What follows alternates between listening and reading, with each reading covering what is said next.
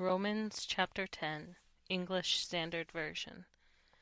Brothers, my heart's desire and prayer to God for them is that they may be saved.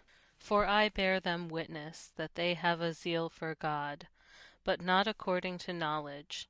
For, being ignorant of the righteousness of God, and seeking to establish their own, they did not submit to God's righteousness.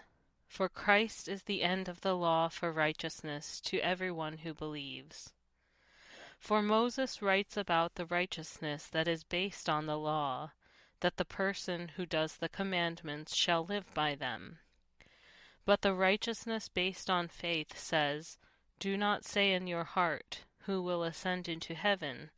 that is, to bring Christ down, or 'Who will descend into the abyss?' that is, to bring Christ up from the dead.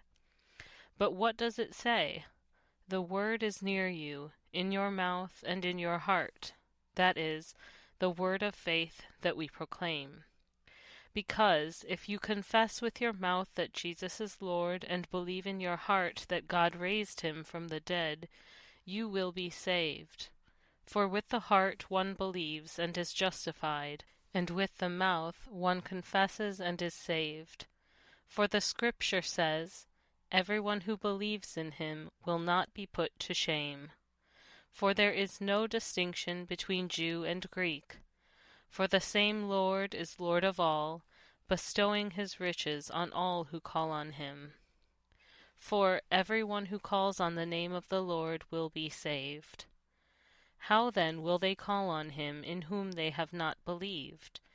And how are they to believe in him of whom they have never heard? And how are they to hear without some preaching? And how are they to preach unless they are sent?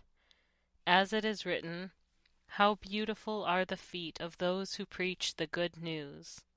But they have not all obeyed the gospel.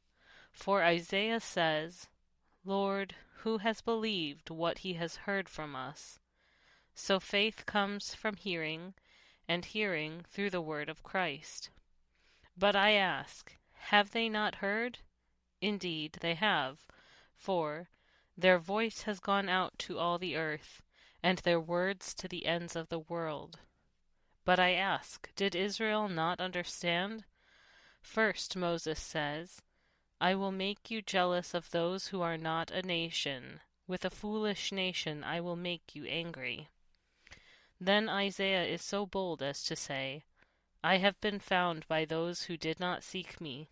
I have shown myself to those who did not ask for me.'